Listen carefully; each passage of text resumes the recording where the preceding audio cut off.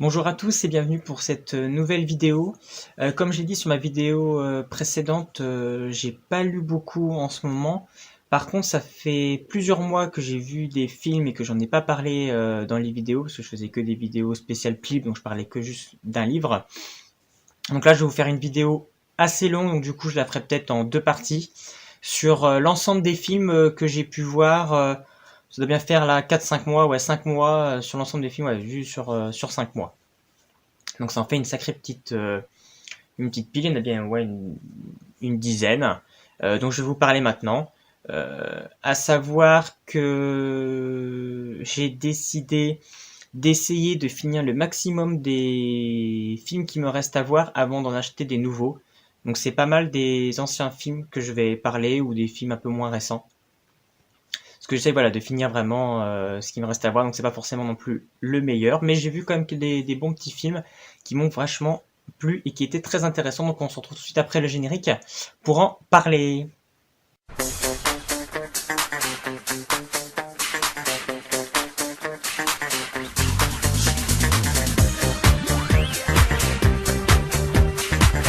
Donc pour commencer, on va commencer par contre par des films extrêmement récents que j'avais reçus à Noël et à mon anniversaire.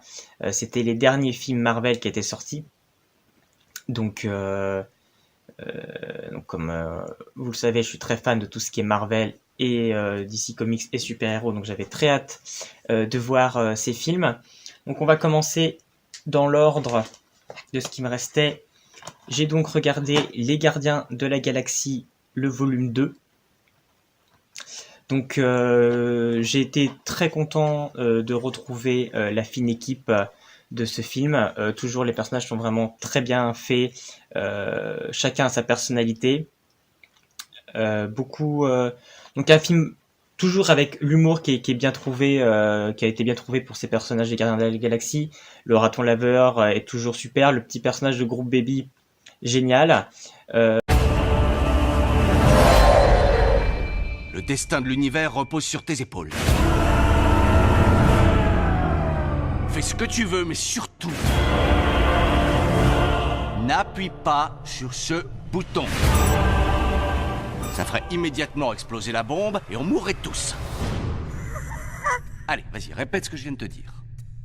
Je s'appelle Groot. Non! Ça, c'est le bouton qui risque de tous nous tuer.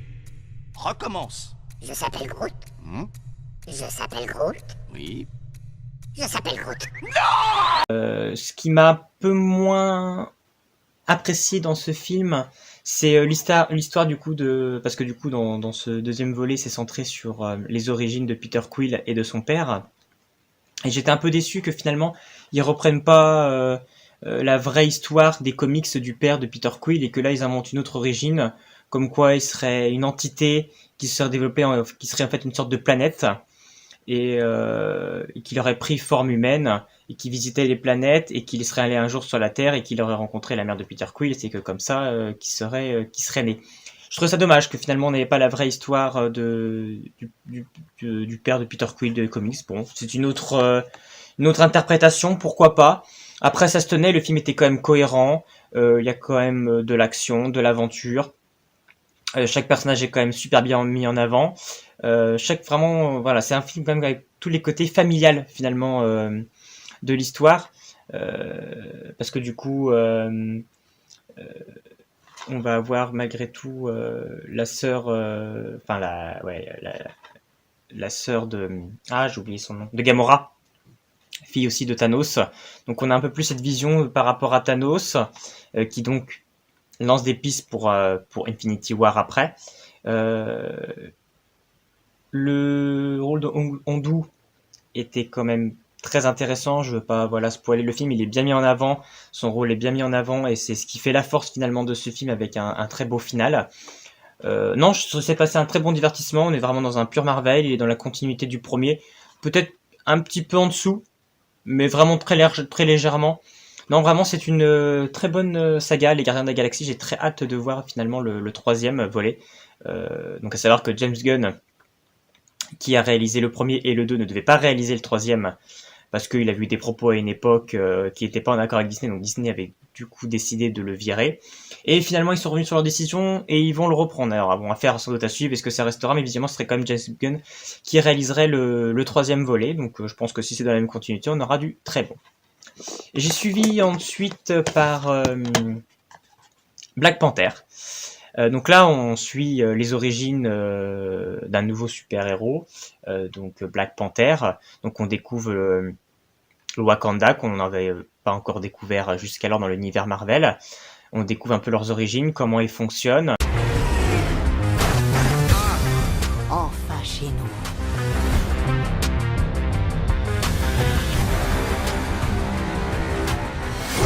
Mon fils, c'est ton heure à présent. C'est à toi de choisir. Quel genre de roi tu veux devenir? Ne reste pas figé. Je ne suis jamais figé. Et j'ai beaucoup entendu parler de ce film avant, il a fait beaucoup de bruit quand il est sorti, il a été pas mal primé aux Oscars, sur certains, pour les décors il me semble, les musiques. Enfin voilà, c'est un film qui a fait beaucoup parler, donc je m'attendais à quelque chose de vraiment intéressant. Et moi, en soi, j'ai pas du tout aimé, c'est quasiment l'un des Marvel que j'ai le moins aimé, j'ai pas trouvé beaucoup d'intérêt à ce film, j'ai pas compris l'emballement qu'il y avait autour de ce film. L'acteur choisi pour Black Panther n'a juste aucun charisme, mais il porte pas le film. En soi, celui qui porte le film, c'est Michael B. Jordan, donc qui joue le rôle du méchant. C'est lui qu'en fait qu'ils auraient dû prendre pour jouer Black Panther. C'est lui qui porte le film. C'est vraiment un acteur vraiment très très bon. Il a vraiment une forte personnalité. Et c'est vraiment lui qui soutient le film.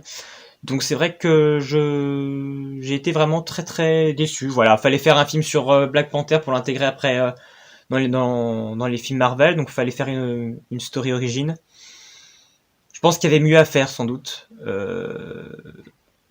J'ai vraiment pas été emballé à tous les niveaux. Ouais,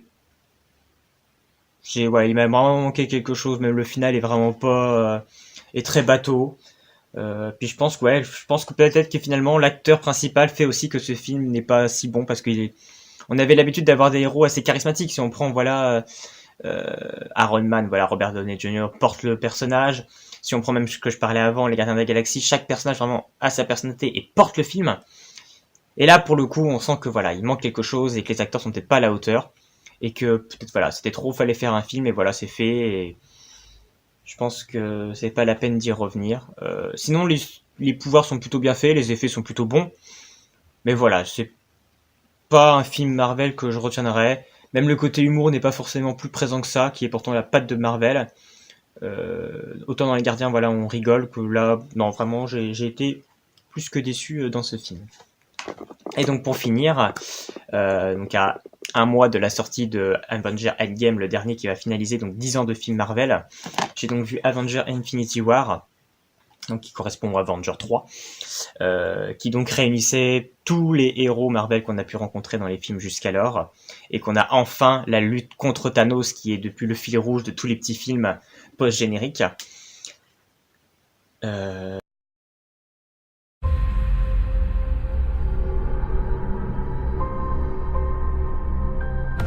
Depuis que je le connais, il n'a jamais eu qu'un seul but. Exterminer la moitié de l'univers.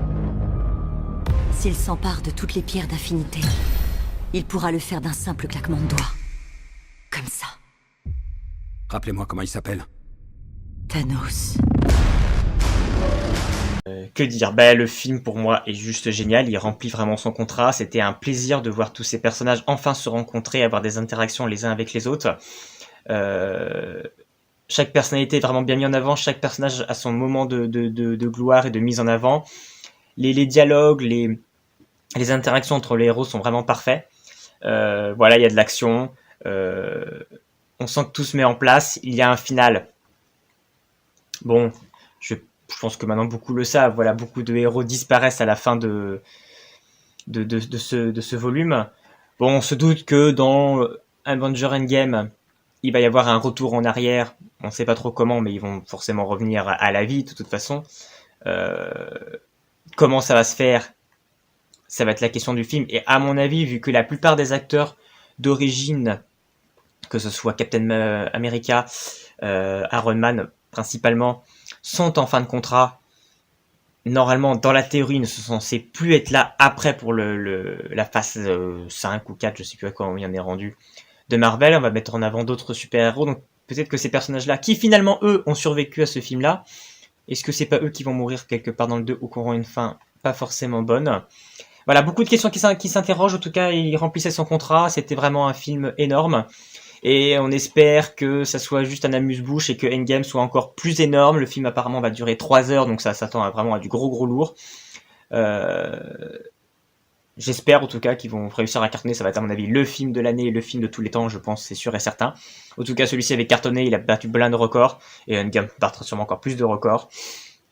Voilà, c'était quand même un film quand même prestigieux. Quand on voit l'ensemble des acteurs présents dans ce film, c'est quand même super impressionnant. Donc voilà, j'ai passé un agréable moment. C'est sûrement l'un des meilleurs films Avengers que j'ai vu.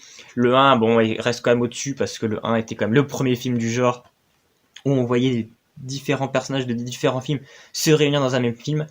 Là, ce qui est encore plus énorme, c'est que du coup, il y a encore plus de personnages. On découvre enfin Thanos. Tout est très bien mis en scène. Le méchant est crédible. Non, j'ai vraiment passé un bon moment et on voit quelque part, voilà, une chute de tous les personnages. Qui rend le film encore plus attrayant. Au fait, je m'appelle Peter. Doctor Strange. Oh, on sert de nos pseudonymes. Dans ce cas, je suis Spider-Man. Donc je poursuis mes films. Alors là, j'avais été passé sur un dessin animé, sur donc d'animation japonaise, Les Contes de Terre-Mère. Donc qui est un film pour le coup donc toujours du studio Ghibli, mais qui n'est pas de Hayao Miyazaki à qui on a l'habitude de tous les grands films dessins animés chez Ghibli. Non, là c'était son fils, un film de Goro Miyazaki. Donc il faut savoir que Les Contes de Terre-Mère est une adaptation d'un roman de Ursula Le Guin. Je les ai lus les 4 tomes. J'avais beaucoup aimé cette saga. Donc j'étais assez curieux de voir ce qu'ils en avaient fait comme adaptation. C'est comme des gros pavés, donc je voyais pas trop. Au vu du résumé, je me souviens plus exactement des bouquins parce que ça fait longtemps que je les ai lus. Mais ça doit correspondre pas au premier tome. En fait, ça correspond pas au premier tome, ça doit plutôt correspondre au deuxième ou troisième. J'ai plus exactement, je dirais le troisième. Donc il y a ce petit côté que j'ai trouvé décevant. Enfin décevant, c'est que je pense que quelqu'un qui ne connaît pas l'univers d'Ursula Le Guin et qui va regarder ce dessin animé va être un peu perdu parce que finalement on ne comprend pas forcément trop l'univers dans lequel on est, comment se passe la magie.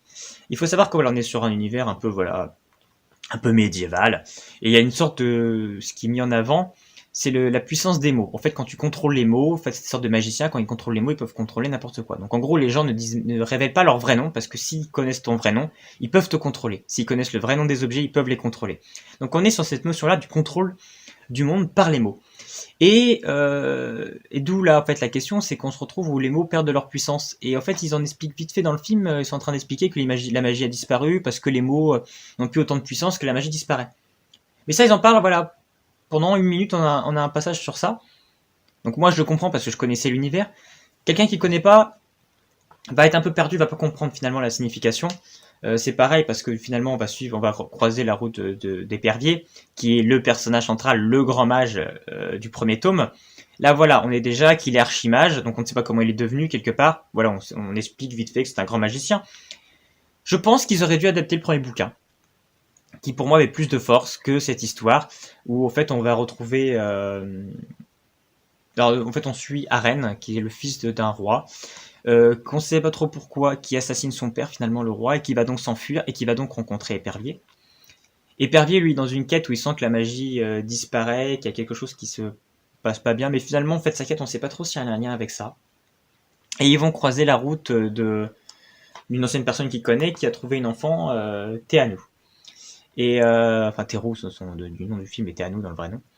Et en gros, il va falloir percer le secret de cette jeune fille, qui en fait est le secret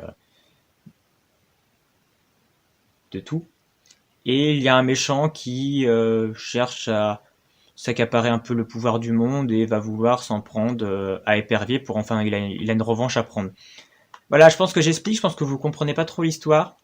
Parce que moi-même, en fait, finalement, je trouve que c'était très décousu au niveau du scénario. Parce que finalement, on essaie d'adapter finalement un bouquin, un tome 3, sans avoir expliqué au préalable les événements qui sont passés dans 1 et 2. Et c'est ça que j'ai trouvé complètement farfelu, quoi. Parce que là, on va parler des dragons, mais c'est pareil, on n'explique pas forcément le nom, pourquoi il y a des dragons, pourquoi ils ont disparu. Tout est expliqué rapidement, et je trouve que ça a manqué finalement de cohérence.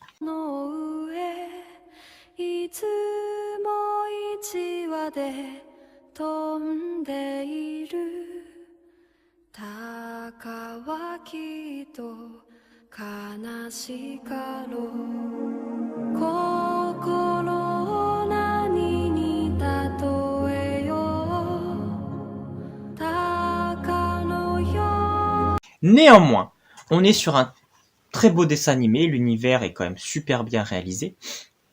Et on passe malgré tout, on est sur un pur dessin animé animation japonaise. On retrouve tous les ingrédients d'une animation japonaise et on passe quand même un très bon moment. Mais il a manqué des éléments et je pense qu'ils n'ont pas fait les bons choix scénaristiques. Voilà, on est sur une lutte de 2 magiciens avec l'utilisation du jeune homme, du jeune chevalier fils du roi qui a un côté sombre en lui et qui va être au cœur finalement de cette histoire et de cette jeune fille qu'on ne sait pas vraiment qui elle est. Donc voilà, j'ai un avis assez mitigé finalement sur ce film. J'ai envie quand même de le vendre parce que voilà, ça reste quand même du animation japonaise et je trouve que c'est important de les voir. Et je trouve que c'est l'adaptation d'un bon roman, donc je trouvais ça l'idée plutôt bonne. Mais voilà, ça matche pas. C'était un peu voilà, moitié-moitié. On poursuit avec Premier Contact. Où on retrouve Jeremy Renner, Amy Adams et Forest Whitaker. Donc c'est un film de science-fiction. Donc je vais vous parler rapidement du film. On a une première scène au début, j'en parlerai après. Ensuite le film démarre sur voilà, comme si on était sur un JT un peu. Voilà, il y a une invasion extraterrestre, des vaisseaux arrivent aux 4 coins du monde. On ne sait pas ce que c'est. Et on suit donc, je ne sais plus son nom, Louise Banks, qui est donc interprétée par Amy Adams, qui elle est une sorte de professeur qui étudie les langues, et elle va être contactée par l'armée, donc en l'occurrence par Forest Whitaker, par le personnage joué par Forest Whitaker, pour rejoindre leur mission d'arriver à entrer en contact avec les extraterrestres pour essayer de construire un dialogue avec eux, pour essayer de comprendre quel est leur but et qu'est-ce qu'ils veulent et pourquoi ils sont débarqués sur notre planète. Elle va être rejointe par le personnage joué par Jeremy Renner, qui lui est plutôt c'est un scientifique, qui est plus terre à terre et plus à vouloir comprendre les enjeux de tout ça. Donc ensemble, ils vont aller à l'intérieur du vaisseau et il y a une espèce de salle où, au fait, qui est séparée par un grand verre et que derrière, dans une espèce de brume, il y a les extraterrestres. Donc on les voit pas très bien. Et les extraterrestres qui ressemblent en fait à des sortes de méduses quelque part, projettent, on va dire, des espèces d'encre sur les parois et qui font des dessins. Et à force d'échanger et d'essayer de communiquer, eux avec leur langue et eux avec les dessins, ils arrivent en fait à établir un sorte de dialogue entre eux et les extraterrestres. Il y a toujours la question, c'est des fois un mot peut avoir plusieurs sens et c'est ce qui va poser problème. C'est que quand ils disent armes, est-ce qu'ils veulent plutôt dire vraiment qu'ils sont là pour la guerre ou quelque part pour le côté outil.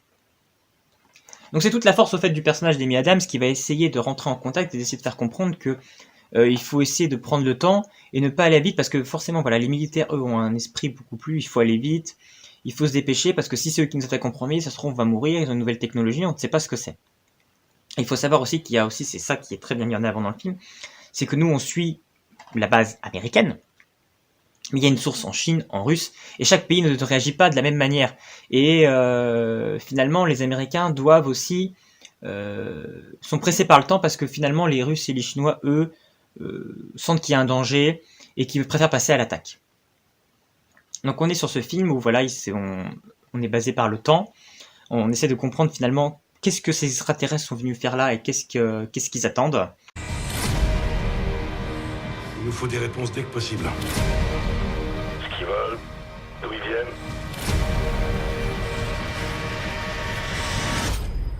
Prêt ?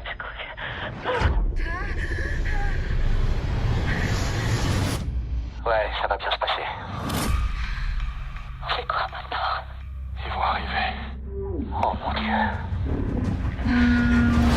Voilà, je vais pas en révéler plus pour pas révéler plus sur le film. Juste la musique du début, juste le film commence. La musique est juste géniale. On a une scène avec Amy Adams qui, on comprend, est avec un enfant qui grandit et elle perd cet enfant. Voilà, donc c'est une scène déjà un peu compliquée au début. On comprend que cet enfant a eu une maladie et qu'elle l'a perdu. Donc on comprend après voilà que ça a dû forcément influer sur sa vie et sur ses choix qu'elle va faire ensuite. Et donc je reviens encore pour une fois pour dire que la musique était géniale et joue beaucoup déjà pour rentrer dans le film, on est rentré dedans. Je vais pas en dire plus, jusqu'à la fin, il y a un twist complet qu'on ne s'attend pas du tout, qui nous prend à contre-pied. J'avoue que je regardais le film, bon, voilà, c'était un film de science-fiction, où il se passait pas forcément grand-chose, on attend finalement le dénouement. Et rien que pour la fin, pour ces 20 dernières minutes, avec ce twist, là, on se dit juste, le film est très bien construit, il est génial. Il m'a fait beaucoup penser à Interstellar. Moi, personnellement, je vais avoir préféré Interstellar, mais Interstellar était beaucoup plus dans l'esprit blockbuster, donc forcément, ça va en mettre plein les yeux, que là, on est sur un film beaucoup plus intimiste, donc à la limite, c'est cohérent. La fin est juste géniale, l'histoire est bien construite, on a un vrai fond, une vraie pensée. Moi j'ai trouvé vraiment le film très intéressant, j'ai été vraiment très surpris et vraiment j'ai passé un excellent moment et Denis Villeneuve est un réalisateur que je ne connaissais pas et voilà, j'ai vu ce film qui a beaucoup plu, je vais en parler tout à l'heure, j'ai vu le dernier qu'il a réalisé pour Mad Max qui est très bon aussi, j'en parle tout à l'heure. Donc vraiment à suivre, c'est lui qui va réaliser l'adaptation du roman Dune. Donc ça peut être du très bon, c'est toujours dans des romans science-fiction, donc visiblement c'est là-dessus qu'il se fait sa patte. Alors ensuite, j'ai vu, donc comme je vous disais, je suis très fan de tout ce qui est super-héros. J'avoue que j'ai un gros penchant, je suis Marvel. Pour les films, je trouve que Marvel a réussi beaucoup mieux. DC Comics a du mal à trouver sa patte. Ils ont essayé finalement de partir dans d'autres choses, ça marche pas. Là donc ils ont voulu faire leur Avengers avec la Justice League. Donc c'est le film que j'ai vu. Donc ils ont voulu partir. Marvel était parti, on fait un film sur chaque héros et on fait un film au final où tout le monde s'est réuni. DC Comics s'est dit, nous on va faire le contraire, on va faire un film. Ils ont fait vite fait Superman et Batman avant, mais là on va faire un film où on va mettre tous les héros tout de suite. Donc Flash, Cyborg, Aquaman. Et Wonder Man avait quand même eu le film avant. Et donc il fait suite à Batman vs Superman. Donc on retrouve cette idée où Superman est mort. Il est plus là et Batman comprend qu'il y a une grave menace qui va arriver sur nous. Avec l'aide de Wonder Man, il y a un méchant qui va arriver d'un autre monde, d'un monde apocalypse. Ils ont repris un peu l'idée Darkseid, mais c'est pas Darkseid. Et parce qu'il ressemblait trop à Thanos, donc fallait changer. Donc c'est Silver, je sais même plus son nom, à ce méchant, je vais même plus le résumer. Et Batman va vouloir donc former une équipe, donc il va aller à la rencontre de Cyborg, Flash et Aquaman. Et réunir donc l'équipe. Ils vont avoir l'idée de faire revenir à la vie Superman. Ce qui va faire une bonne scène du film, parce que du coup on va avoir Superman qui va affronter les autres super-héros que j'ai trouvé plutôt pas mal. Et après on a un final assez explosif avec une belle finale.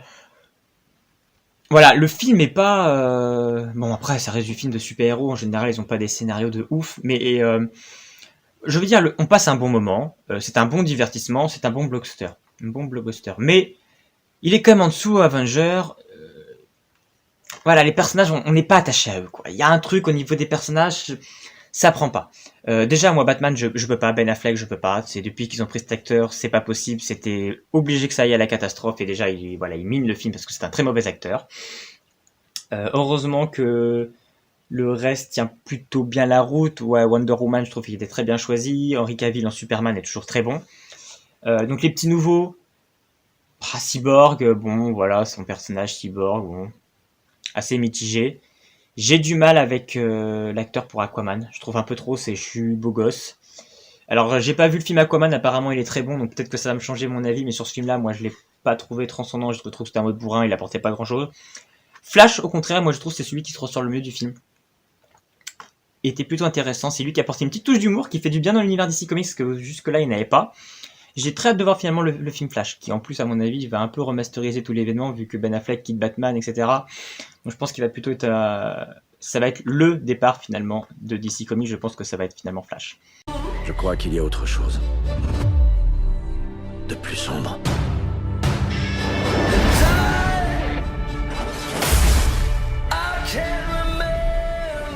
On demande à des gens qu'on ne connaît pas de risquer leur vie. L'homme fort l'est encore plus seul. T'as déjà entendu ça? C'est pas ça le dicton. C'est le contraire de ce que dit le dicton. Donc voilà, avis plutôt mitigé. Voilà, c'est quand même Justice League, donc on s'attendait à... Normalement, c'est censé être un grand film. Le film moteur de DC Comics, comme l'avait pu être Avenger à l'époque. Là, voilà, pour moi, c'est un... Voilà, je l'ai quand même préféré à Black Panther, par exemple. Voilà, c'est un bon divertissement, il réussit, on passe un bon moment. Il y a de l'action pour ça, on est rempli. Mais après, voilà, pour un film comme Justice League, j'attendais beaucoup plus.